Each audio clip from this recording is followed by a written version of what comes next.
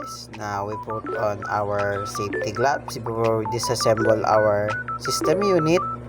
And then here is our tools, screwdriver. And now we're going to unscrew the back of the system unit.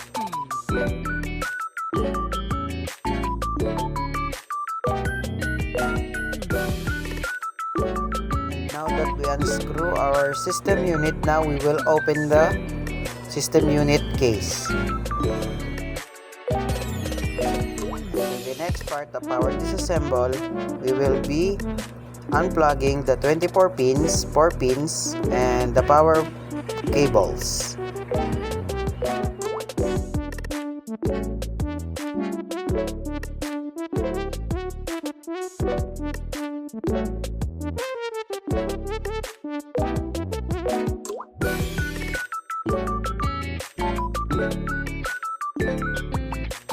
Moving on, and now we will unscrew the screw to get the hard disk drive.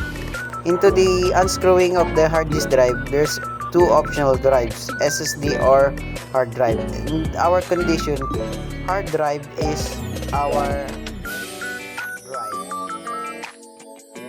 Now that we unscrew the hard drive, we will now take out the hard drive. And this is our hard disk drive of our system unit.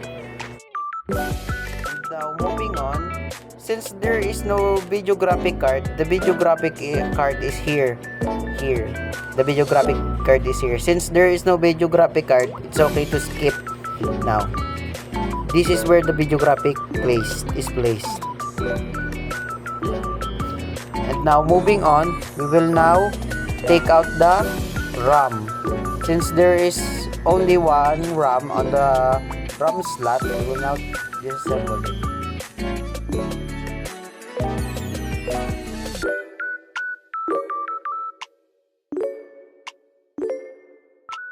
Moving on to our disassemble video, now we will take out the CPU fan or CPU cooling fan.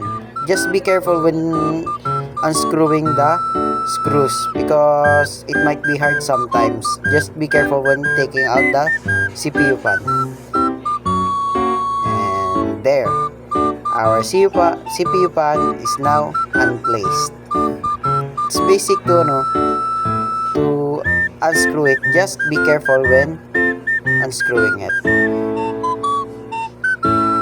And now moving on, we will now take out the CPU.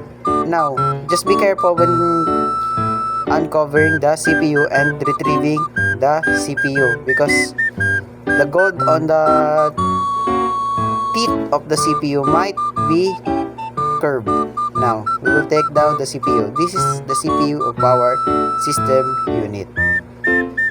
And now, moving on, we will now take out the SATA cable of our system unit. This is the SATA cable.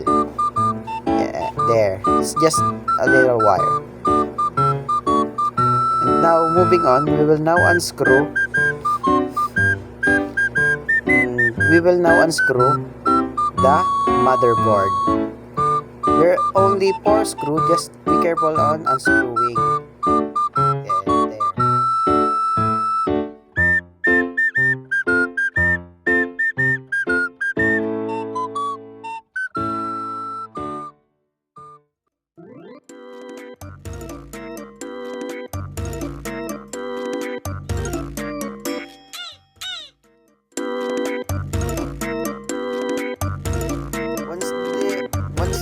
Unscrew the motherboard, you can take out the motherboard, and there you go. It's only simple to unscrew the motherboard. And now we will take out the power supply. We will unscrew the 4 screws and we will take out the power supply.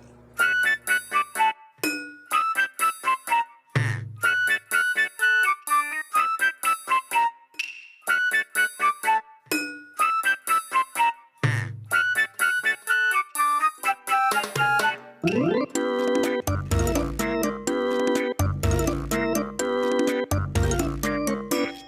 there you have it, guys. When you unscrew the power supply, you can take out the power supply.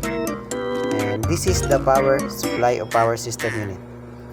And now, we will clean all the parts of the system unit, the CPU pan,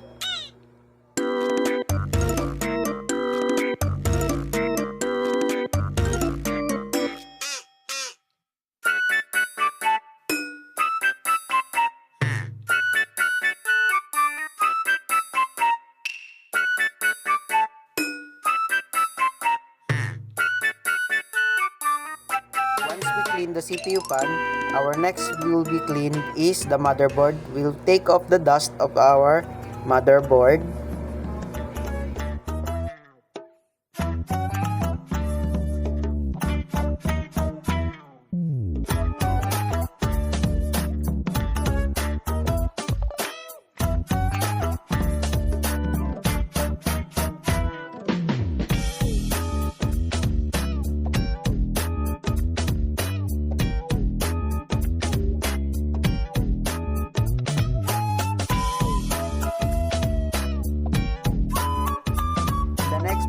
Is our power supply. We will now clean the dust of the power supply on the fan, on the back of the power supply.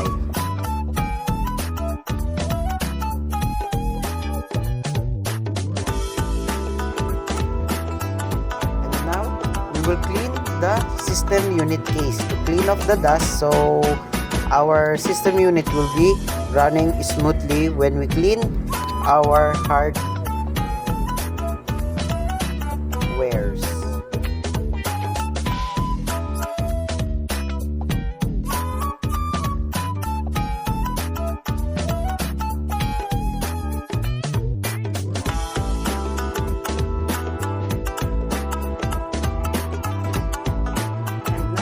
Clean our system unit case, we will now assemble our system unit.